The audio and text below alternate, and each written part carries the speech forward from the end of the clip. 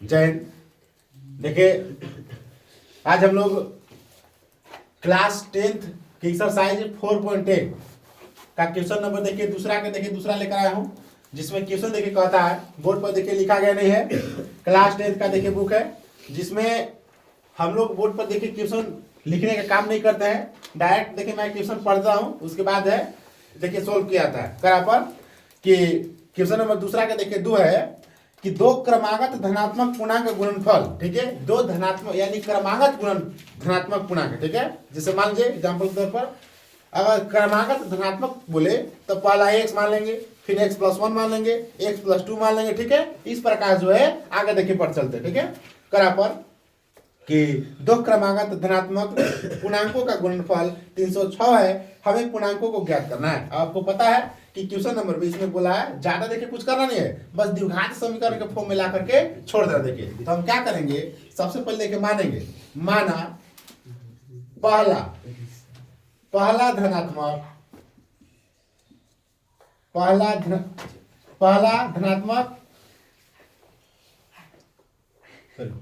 क्रमागत धनात्मक लिखें, पहला क्रमागत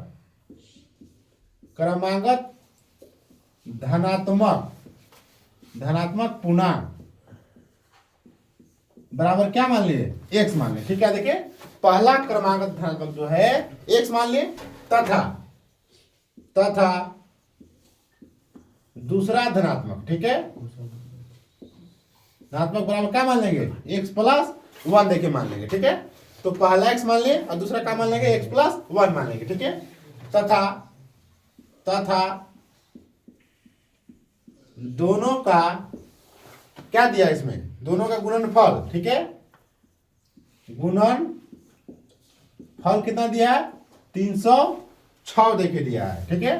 प्रश्न से देखिए, प्रश्न से क्या करेंगे, प्रश्न से क्या आपको पता है कि जब हम बोला है कि पहला धनात्मक क्रमागत पूर्णांक यानी पहला क्रमागत धनात्मक पूर्णांक है x है तथा दूसरा क्या है, x+1 है। जब दोनों का मल्टीपल यानी गुणनफल जो है कितना है, इतना। देखिए तो प्रश्न से क्या करेंगे कि हम मल्टीप्लाई कराएंगे, x × x+1 बराबर क्या है, यानी दोनों को जब गुना करेंगे तो 300 कितना आएगा, 6 आएगा। देखिए मल्टीप्लाई कराइए तो 1 × x² + x बराबर 306, x² - x +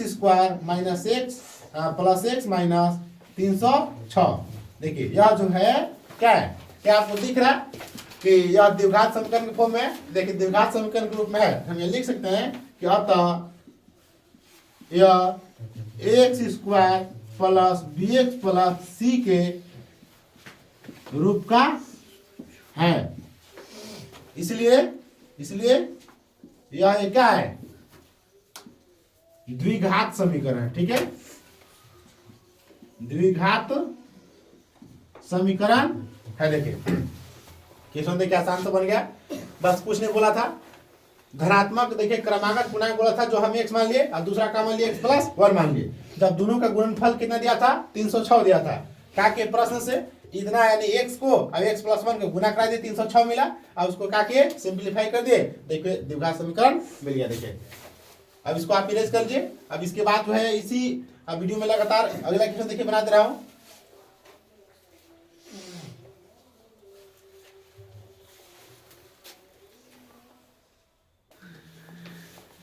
देखिए इसके बाद जो है थोड़ा सा देखिए मिस्टेक था, बराबर देखिए इक्वल टू देखिए 0 दे दिया, देखिए 0 दे दिया गया।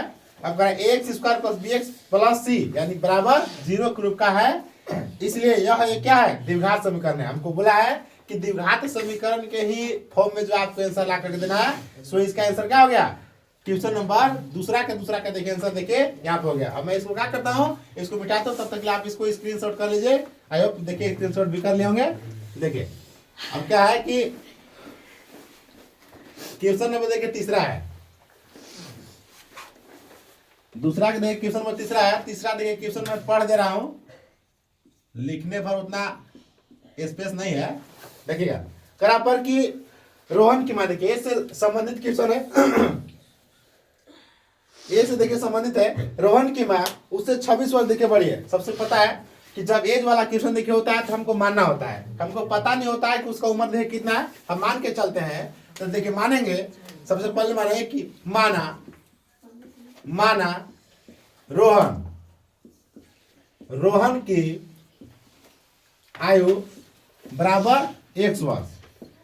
ठीक है, देखिए हम क्या मान लिए, 1 वर्ष मान लिए, तथा उसकी मां की आयु बराबर x + 26 वर्ष।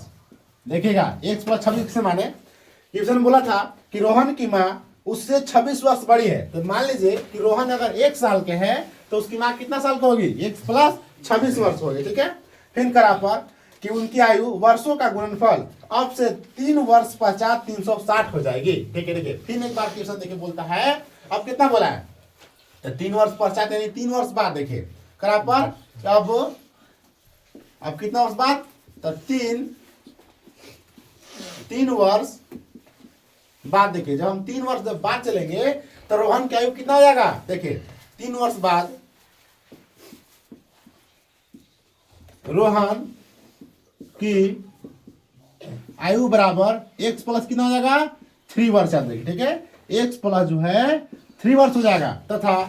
तथा क्या, तथा माँ की आयु, किसकी माँ, तो रोहन की माँ। ठीक है, रोहन की माँ की आयु जो हो जाएगा, पहले जो था माँ जो थी x + 26 साल थी। ठीक है, यानी x + 26। अब फिर जब 3 साल बढ़ जाएगी तो वह कितना हो जाएगी, x + यानी 29 वर्ष हो जाएगी।